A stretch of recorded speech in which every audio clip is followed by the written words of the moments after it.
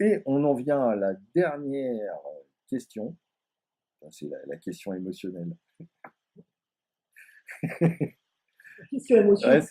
j'ai failli la tourner autrement, mais qu'est-ce qui te plaît le plus dans le fait d'organiser des expositions?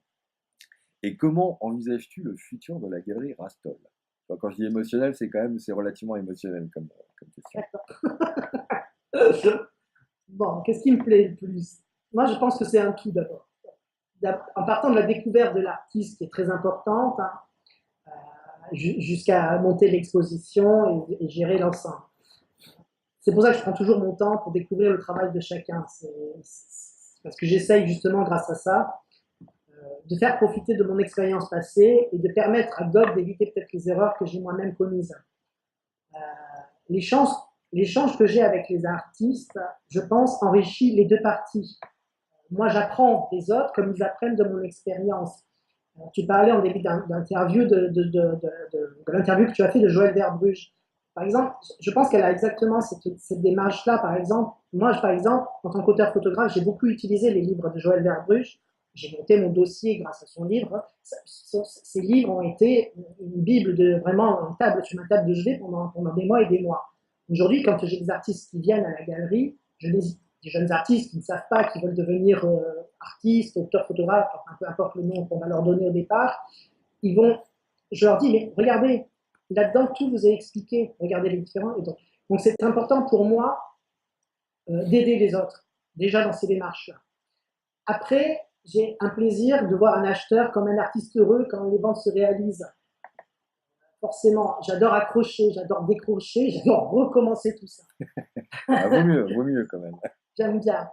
J'aime bien faire ça. C'est fatigant, bien sûr, parce que je suis tout seul, j'ai pas d'équipe derrière moi, je gère tout seul aujourd'hui. Mais c'est peut-être ça aussi qui me permet de savoir exactement où je vais et comment j'y vais. J'espère par la suite pouvoir avoir plus de moyens pour pouvoir avoir du monde avec moi. Mais aujourd'hui, il y aurait de la place pour quelqu'un d'autre. Mais aujourd'hui, c'est pas possible. Donc je dirais que le futur à long terme de la galerie, ça va rester un secret bien gardé pour l'instant. Ah, d'accord. Ah, pas mal, pas mal.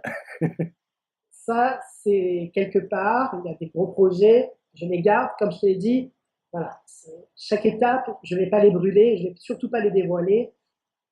On sait que dans ce métier-là, on est vite copié. Non, mais tu as tout à fait raison. C'était une question, hein. Après la réponse, Après, les expositions, les artistes pour l'année 2007 sont déjà entièrement programmés. Donc moi, je le laisse, par exemple, pour juste un mois, pour le mois de novembre, de libre pour refaire une expo sur un thème spécifique. Après, à court terme, moi, j'aimerais bien, par exemple, commencer à investir des lieux comme le Festival d'art l'année prochaine, avec une ah bah oui, exposition. avec une expo temporaire pendant la Voilà, semaine j'ai une pro. artiste belge qui est vachement bien, qui serait vraiment bien pour ça. Euh, Après, si ça se met en place avec d'autres choses dans le futur, Non, mais on va garder ça, tu vois. voilà, il y a plein de petits projets. Il y a des projets avec des galeries à l'étranger. Ouais, Euh, en fait, bon, on va pas dépasser non plus trop les questions, mais pendant ton année, tu as travaillé par rapport aux artistes, tu as travaillé par rapport aux lieux, et tu as travaillé par rapport à ton insertion en tant que galerie dans le monde des galeries, et dans justement les galeries qui, toi, te semblent correspondre le plus par rapport à ta démarche, en fait. Tout à Donc, fait. construire une espèce de mini-réseau des galeries. Disons que 2016, ça a été bon. Je découvrais beaucoup de choses en plus de ça, etc. Donc, mais j'avais un rétro-planning de tout un tas de choses que je devais faire.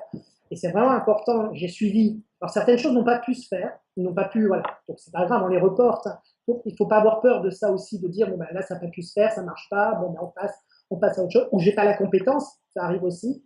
Voilà, petit à petit, les choses se font, les choses se feront. Moi, je dis toujours que si tout ce que j'ai déjà prévu, les petites choses que j'ai prévues se mettent en place, moi, je dis le futur, il sera radieux, comme mon présent, il est déjà. Bah, c'est cool.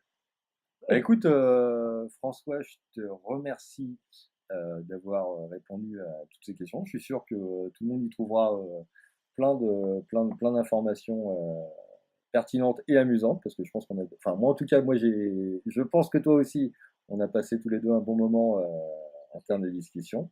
Je te remercie et puis j'espère bien qu'on se verra prochainement. Bon, on est à 900 km de distance, mais Et je bon, c'est pense, pas grave. hein? ça va, c'est pas non plus. Non, c'est pas non plus trop Faut loin, que tu montes.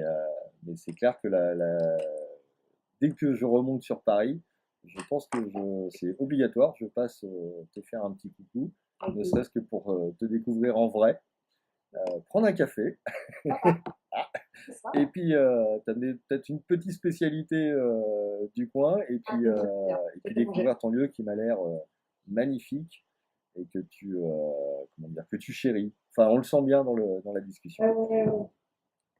Merci beaucoup François. Allez, Ciao. un petit clap de fin et je coupe l'enregistrement.